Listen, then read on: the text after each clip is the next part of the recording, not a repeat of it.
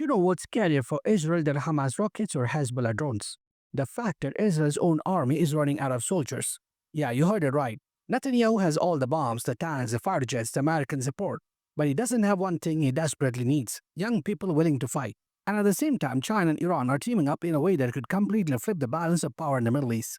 Right now, Israel is in a situation no one thought they'd see. The idea Israeli Defense Forces is literally scraping the bottom of the barrel. Reports are coming in that instead of 30-year-olds lining up to join, they're pulling in 50, 60-year-old men to serve as reservists. Imagine that an army that claims to be one of the strongest in the world is suddenly relying on men old enough to be uncles. Why? Because the younger generation doesn't want to die in Gaza. They don't want to be part of a war that looks less like defense and more like genocide on live television. And here's the irony: Israel's entire strategy depends on overwhelming military force. What happens when you don't have the people to actually fight? And here's the question: if the world's most heavily armed army can convince its own citizens to fight, what does that say about the legitimacy of its war? Answer in the comments. Now let's be real, this isn't happening in a vacuum. For nearly 2 years, Israel has been bombing Gaza relentlessly. Tens of thousands dead, most of them civilians, hospitals destroyed, kids starving, and the world is watching literally in real time. And Israelis themselves are divided. Some polls say 89% of Israelis think what's happening in Gaza is justified. That's a shocking number. It means that the society is not just following the government blindly, it's internalizing this brutality. But the other side of that is, there's also a growing protest movement inside Israel. People calling Netanyahu the real problem. People demanding a ceasefire, even calling for a nationwide strike. So while Netanyahu is trying to project strength to the world, at home his government is collapsing.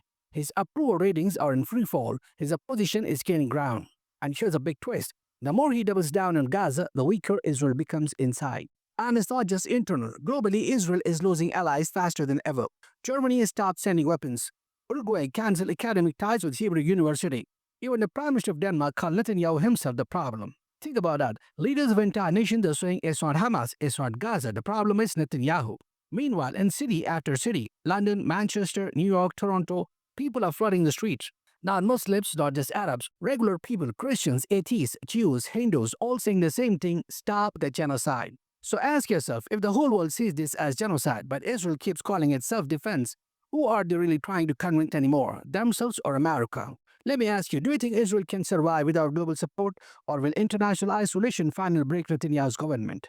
To answer in the comments. And speaking of America, here's the hypocrisy. When Russia invaded Ukraine, the West said, "We stand with Ukraine, protect the children, save the families." Melania Trump even wrote a letter asking Putin to take care of Ukrainian kids.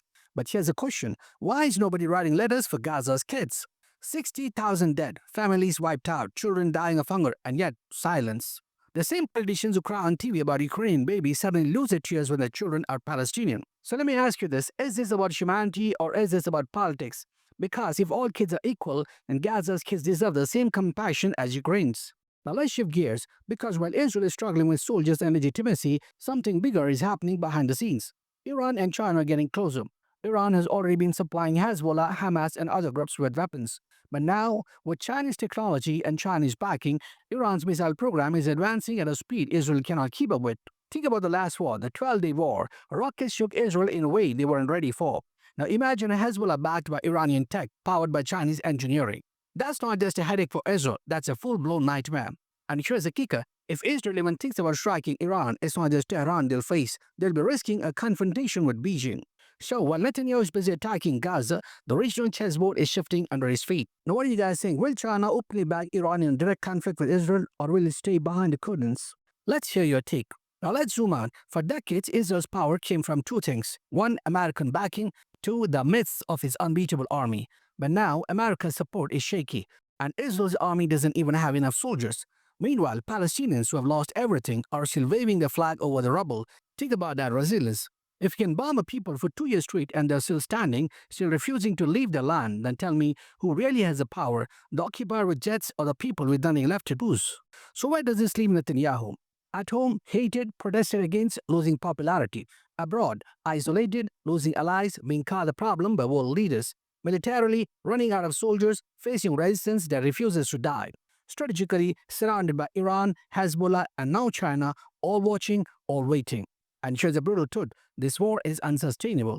Israel can't bomb its way to peace, it can't starve Gaza into submission, and sure as hell can't fight forever without soldiers.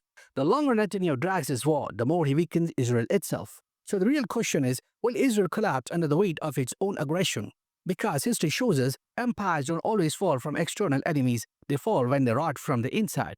And right now, with no soldiers, no moral compass, and no allies left, Israel might be heading exactly there. Let's hear from you. Is this the beginning of Israel's decline, or will Netanyahu somehow survive the storm? Because one thing is clear, the Middle East is changing, and this time it's not in Israel's favor. If you guys found this breakdown useful, hit like, share it, and don't forget to subscribe. And in the comments, let me know, what do you think will break first, Netanyahu's government, Israel's army, or its global support?